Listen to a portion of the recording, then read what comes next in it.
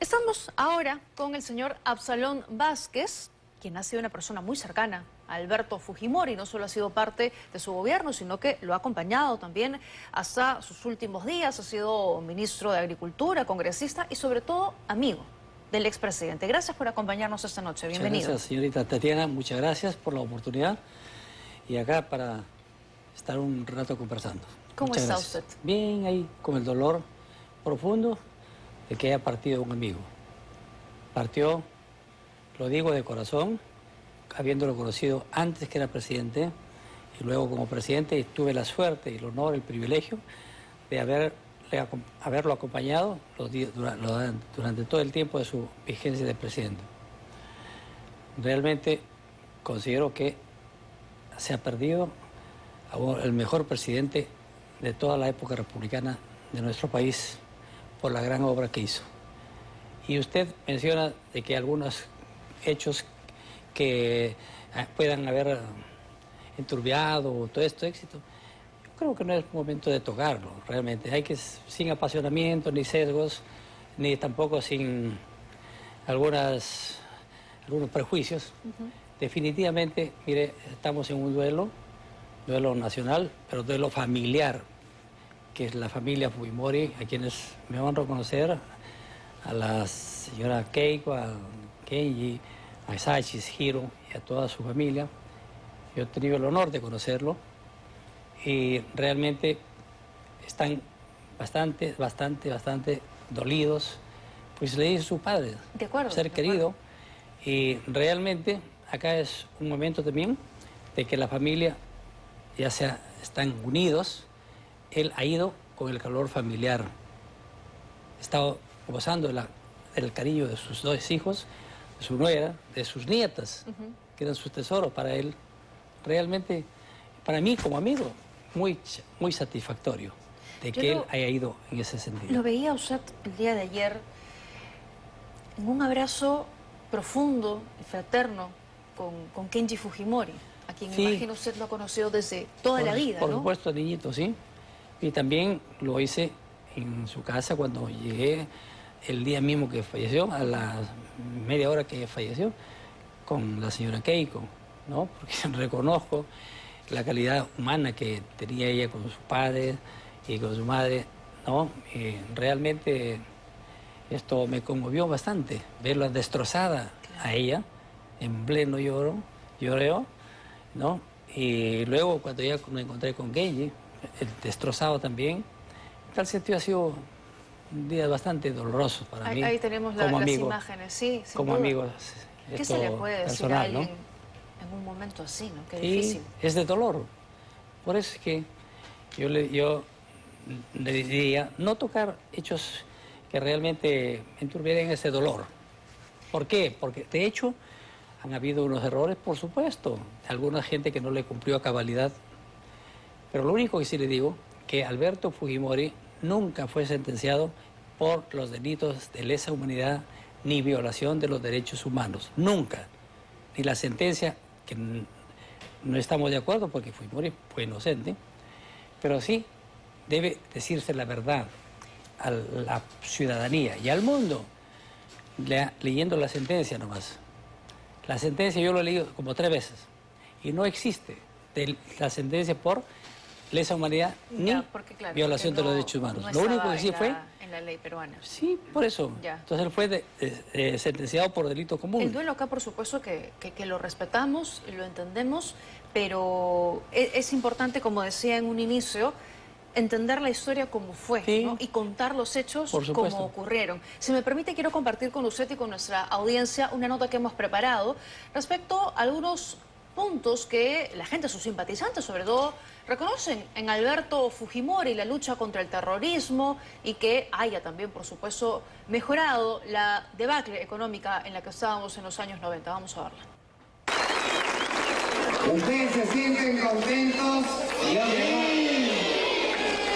y yo también puedo decir sí. El Perú debe tener una meta en esta zona. Tener asfaltada totalmente. Hemos llegado a la política convocados por millones de corazones peruanos cansados de escuchar cansado de gritar, cansado de estar cansados. Con aciertos y desaciertos, el hoy fallecido expresidente Alberto Fujimori ha marcado, sin duda, hitos en la historia del país. ¡Soy inocente!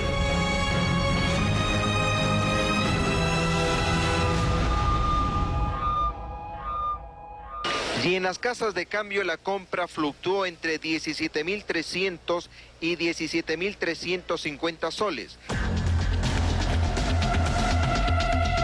El primero de ellos fue el llamado shock económico como respuesta a la grave hiperinflación que heredó Alberto Fujimori del primer gobierno de Alan García. Yo recibí el país, como lo dijo bien el señor fiscal, en el año 90, casi en colapso, agobiado por la hiperinflación, el aislamiento financiero internacional y el terrorismo generalizado. Hiperinflación que mantuvo por años a millones de peruanos en la pobreza sin poder comprar libremente alimentos básicos o poder adquirir una prenda de vestir.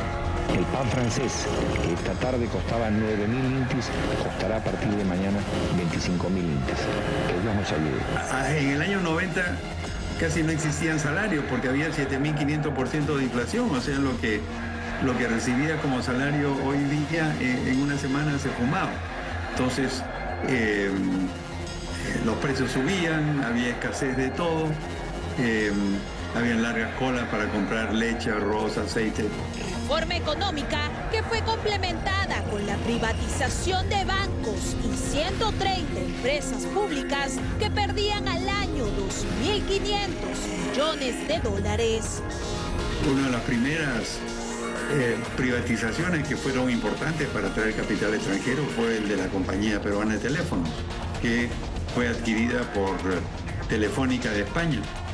Con una caída de la hiperinflación, ahora era el turno de hacerle frente al otro flagelo que cobraba en ese entonces la vida de millones de inocentes, Sendero Luminoso, sanguinaria organización terrorista encabezada por el mayor genocida del Perú, Abimael Guzmán.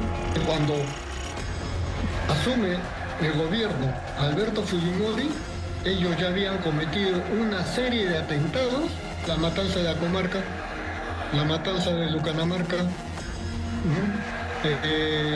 la toma de comisarías, por ejemplo, la de Vilcahuamán. Han habido una serie de atentados donde había unos asesinatos y ellos le llaman el aniquilamiento selectivo. Es una de las formas como ellos actúan. La caída de Abimael Guzmán se logró a través del grupo GEIN, que sí habría recibido financiamiento del entonces gobierno para concretar las operaciones antiterroristas. Alberto Fujimori, como presidente de la República, hace entrega a la DIRCOTE de 35 vehículos para que se trabaje en contra del terrorismo. Y el ministro de Economía entrega un cheque por 1 millón de soles, independientemente del presupuesto que teníamos ya para solventar nuestros gastos. Pero era el presidente Alberto Fujimori quien había dispuesto que la coordinación se haga, y es así como se fue avanzando. Pero el primer gobierno de Alberto Fujimori también estuvo marcado por las obras sociales que ejecutó, entre ellas la construcción de 3.000 colegios a nivel nacional. Quiero decir que por acá no ha venido ninguna autoridad para apoyarlo, mucho menos un presidente de la República. Seguro que soy el primero en pisar el colegio. 3 o 4 meses estamos iniciando la construcción y lo dejo, pero de primera calidad. Uno de estos centros de estudio es el CETPRO Micaela Bastidas en San Juan del Lurigancho, hasta donde llegamos. Antes todo esto era terreno, ¿no? Cuando nosotros nos venimos de allá de Zárate, de la lagunita donde estábamos, Construimos aulas prefabricadas con madera, con estera, o algunas veces con adobe, hasta que por fin, ¿no?, terminaron de construirla.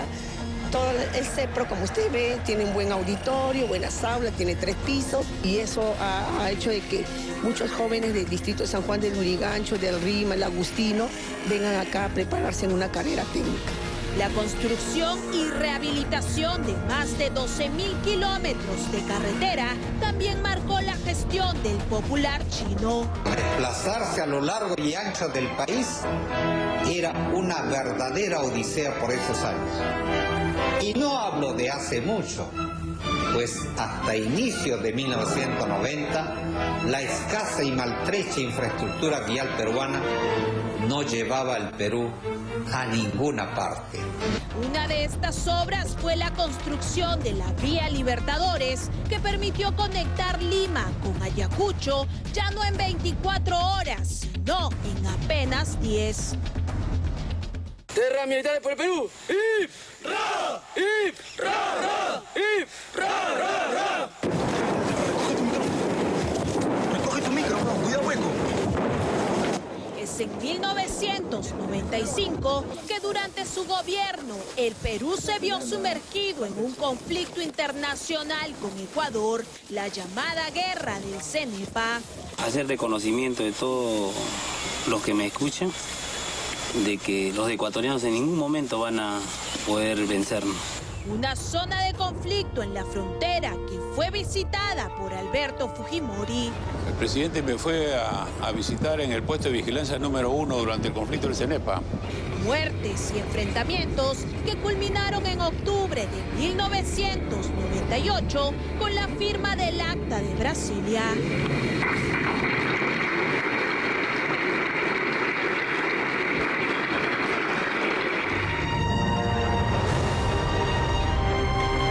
Políticas de Estado que fueron ejecutadas de acuerdo al contexto de la época y que sirvieron para sentar las bases del país en el que hoy vivimos.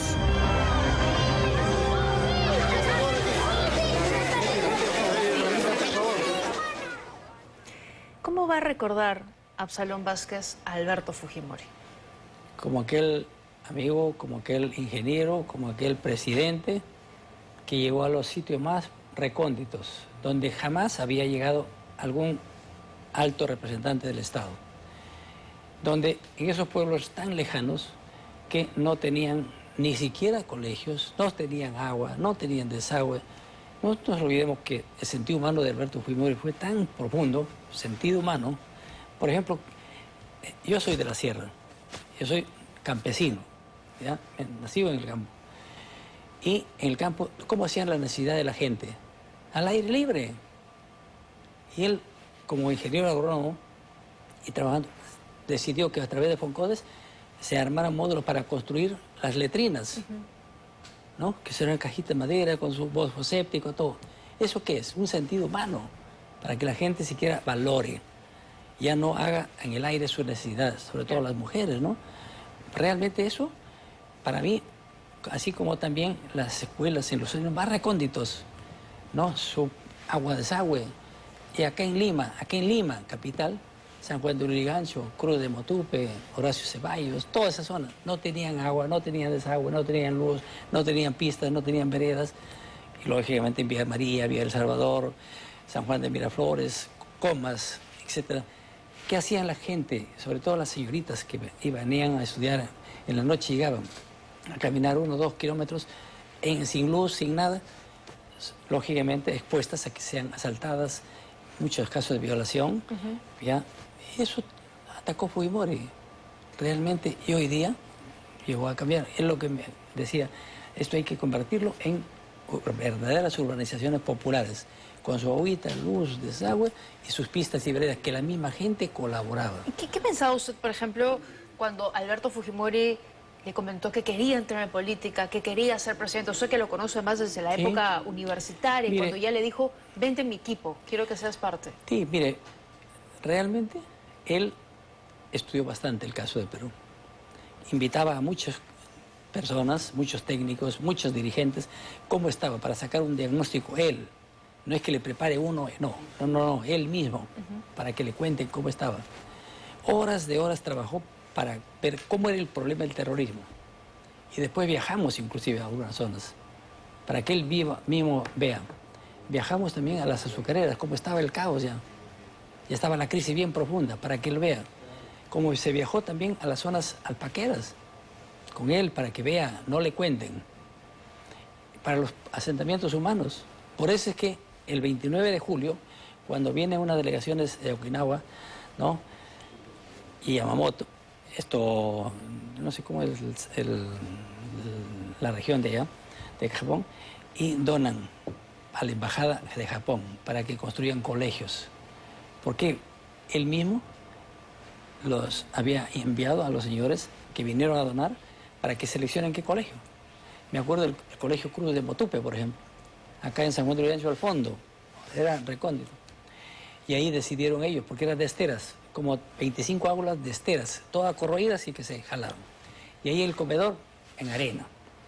Se hizo un colegio espectacular, casi de 1 hectárea, con cercos, aulas, como 32 aulas. Claro, lo que no había. Lo que no había. Entonces, pues los que donaron vinieron a la inauguración y felices, ¿no? Al ver que una obra se había hecho. Bueno, eso es lo que la gente hoy que lo está acompañando y está haciendo colas a esta hora de la noche y desde la madrugada lo recuerda así, ¿no? Porque le trajeron paz, porque había terrorismo, porque mataron a su familia, porque no tenían luz, no tenían un colegio. Mire, en un colegio... Y eso es algo que hizo Alberto Fujimori. Le cuento en el colegio de Horacio Ceballos de la zona de Huaycán, que Huaycán queda en esta quebrada y en la otra quebrada queda Horacio Ceballos. Ahí se construyó, por encargo, por orden de él, un colegio grande. Todo era de esteras. Y ahí inclusive los terroristas, ahí casi me matan. Yo por quedar a comer un ceviche con 2 ingenieros más, ¿no? Porque estábamos de hambre desde las 6 de la mañana. Y llegaron a matar al jefe, al chofer, que era agente de seguridad del Estado. Como 40 balazos destruido. Y ahí se construyó ese colegio. Y al presidente del comité de la PAFA, presidente que era de ahí, un joven de 35 años, habrá sido 40 años, lo secuestraron los terroristas, lo llevaron como 3 días, le cortaron la lengua y después lo botaron su cadáver. Era terrible lo que se tocó. Y después a la mamá lo corretearon hasta Chile, se fue la señora. ¿Por qué? Porque lo querían matar también. En tal sentido, se han pasado todas esas cosas. Yo quiero que usted me Yo cuente. he estado metido ahí. Yo he estado ahí, viendo, analizando, porque yo estaba a cargo de apoyar la construcción de colegios. Quiero que usted me cuente, además porque usted conoció muy bien a Alberto Fujimori, ¿en qué momento de ser ese gestor, porque era un gestor, logró cosas que usted nos está contando, donde no habían, y viajar y conocer, ¿en qué momento cambió y terminó como un presidente que se fue huyendo del país, renunciando desde afuera, involucrado en delitos? Solo le pido que me espere unos minutitos nada más, porque tenemos que hacer una rápida pausa, pero volvemos para poder seguir conversando con Absalón Vázquez. Pausa, volvemos con más. Seguimos conversando con Absalón Vázquez, exministro, congresista y sobre todo un gran amigo del expresidente Alberto Fujimori. Y me iba a contar usted qué pasó con Alberto Fujimori, porque usted que lo conoce desde la época universitaria, sabía que era un gestor, que quería hacer las cosas bien por el país, y terminó envuelto en una serie de delitos desde el momento en el que dio el autogolpe, ¿no? El 5 de abril del 92. Mire, realmente el 5 de abril, no se olvide que no le habían aprobado la Ley General de Presupuesto.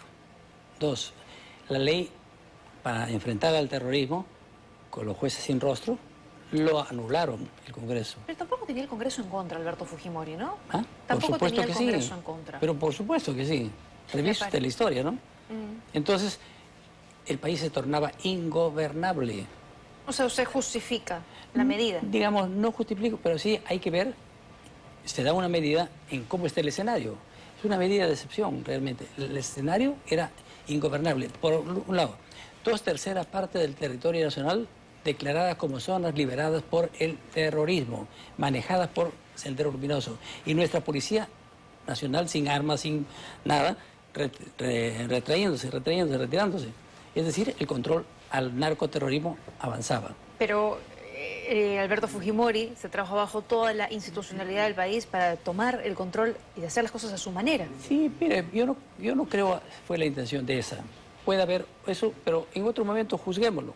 Ahora estamos en un momento de duelo, pero lo único que sí le digo, que esa no fue su intención de él, de querer acaparar, no. Simplemente de reconstruir el país, de recuperar el principio de autoridad en el país, de recuperar la credibilidad. O sea, usted me quiere decir que era la única salida que había en ese momento para poder recuperar al Perú. Sí, mire, yo enfrenté el juicio del 5 de abril también, habiendo sido viceministro, yo no sabía. Pero sí, me preguntaron en el interrogatorio en la Corte Suprema, y le dije, mire, si por usted apoyó al 5 de abril, no estoy de acuerdo. Le dije, mire, si las condiciones en el futuro se llegasen a estar en una situación como las que hubo el 5 de abril, yo estaría de acuerdo. ¿Por qué? Porque el país era ingobernable, sendero luminoso por todos lados, bombas, cochebombas, se cortaba la luz, los ascensores, estaba usted haciendo, aunque sea el frigider se apagaba, estaba haciendo un jugo, ¡pum!, la licuadora apagó, las torres se caían y no había agua, la bomba no funcionaba, ¿se acuerda? Todas las casas compraban grupos electrógenos, los que tenían. Ajá. Y la gente en los conos no tenían agua, no tenían desagüe, no tenían colegio. De acuerdo. En tal sentido, esa es coyuntura, ya no estamos ahora. Punto, claro, ahora ya no se justificaría, pues, ¿no? Ahora no se justificaría. Señor Vázquez, usted estuvo junto a Alberto Fujimori en la casa de Keiko los últimos minutos. Y había mucha especulación, los medios estábamos desde muy temprano en la puerta de su casa, esperando saber cuál era la evolución de su salud. Y nos enteramos por un mensaje de su abogado, Elio Riera, que el expresidente había fallecido, lo que tenemos entendido, porque lo han dicho además personas cercanas a su entorno, el señor Aguinaga, la señora Moyano, que la familia y el entorno cercano lo tomó como un acto de figuretismo, por hacerlo de la manera más simplista, y que no les cayó nada bien que fuera él quien comunicase esta decisión. ¿Qué pasó? Yo no quisiera meterme en un terreno estrictamente familiar. Yo lo único que sí le podría decir que él falleció cerca de las 6 de la tarde, más o menos, por ahí alrededor. Dejó de existir. Fue un momento de shock para todos y que es parte de las leyendas de alguna gente que odiaba al ingeniero Fujimori sin razón, pero la razón es que Alberto Fujimori le ganó la guerra a Abimael Guzmán, porque Abimael Guzmán y toda su cúpula y todos sus aliados creían que ya ganaban la guerra, y afuera también en el ámbito internacional. Ese también fue un comentario que circuló mucho, ¿no? Que claro, ambos fallecieron el mismo día, con la misma edad. No, pero bueno, esa es una coincidencia, pero acá veamos que ha partido un humano y ha partido el mejor presidente del Perú, que salvó del terrorismo, como bien lo ha dicho el señor Maguad, del terrorismo, de la paz con el Ecuador, de la paz definitiva con Chile, del operativo Chavín de Huántar, que fue magnífico, que él lo diseñó. Yo estaba ahí, desde cuando tomó la embajada, yo estaba ahí en su oficina. La polarización... Hasta las 4 de la mañana estuvimos esa noche. No, han sido hitos sin duda importantes, ¿no? ¿Sí? El país era invivible, claro, en aquella época. La polarización anda muy fuerte por estos días, ¿no? La polarización, el país ha estado dividido en los últimos tiempos, pero hoy surgen comentarios de todo tipo, acá centrados en la figura de Alberto Fujimori. Lo que pasa es de que acá hay un grupo de que no le perdona que haya vencido a Sendero Luminoso. Los terroristas ya tenían casi 2. ¿Usted cree que es digamos, eso o cree y que luego es que un grupo de caviares, víctimas? Hubo un grupo de caviares que son sanguijuelas del tesoro, y en estos últimos 20 años se han potenciado bien, y una serie que utilizan métodos diferentes, aparte de dinero sucio que viene de afuera y que lo malgastan acá, pues, en tal sentido, eso es parte importante. Hubo víctimas también, y hubo procesos que se quedaron abiertos, y eso también es parte de los hechos pero que, mire, ocurrieron, cómo alimentó esa comisión de la mentira, que salió como comisión de la verdad, pero en el fondo fue una comisión de la mentira. Porque en vez de aclarar para la reconciliación nacional, atizó. Pero en el fondo, ¿qué dice esa comisión? ¿En qué gobierno hubo más víctimas? Solo... ¿En el gobierno de Belaúnde, de Lapra o de Fujimori? por parte de los terroristas y del Estado. Cada uno tiene una perspectiva distinta. No, pero esto está ahí, las cifras están, ¿no? De acuerdo, cada uno tiene una perspectiva distinta y elegirá recordar a Alberto Fujimori, insisto, desde el lado de la historia en el que le tocó estar. Sí, así es. Y ninguno de los dos está ni bien ni mal. Quiero comentar con usted e ir viendo algunas imágenes de algunos momentos también en el que expresidentes perdieron la vida y cómo se llevaron a cabo estos sepelios, porque definitivamente nos ha llamado la atención ver la enorme cantidad de cuadros de gente que ha estado siguiendo a Alberto Fujimori. Y, por ejemplo, tenemos en imágenes al presidente Fernando Belaúnde Terry, que fue también fundador del partido de La Lampa. Cuando él falleció en el año 2002, se declararon 3 días de duelo nacional, al igual que en el caso de Alberto Fujimori. El gobierno de ese entonces, encabezado por Alejandro Toledo, le rindió los honores correspondientes como mandatario, lo hizo también el Congreso de la República, donde había sido diputado. Y Fernando Belaúnde fue despedido de esa manera, en medio de una multitud. Tuvo 5 honras fúnebres en 5 momentos y lugares diferentes, entre ellos el local de su partido, de Acción Popular, Palacio de Gobierno, el Congreso y también la Catedral de Lima, donde llegó muchísima gente para despedirlo, ¿no? ¿Usted recuerda ese momento?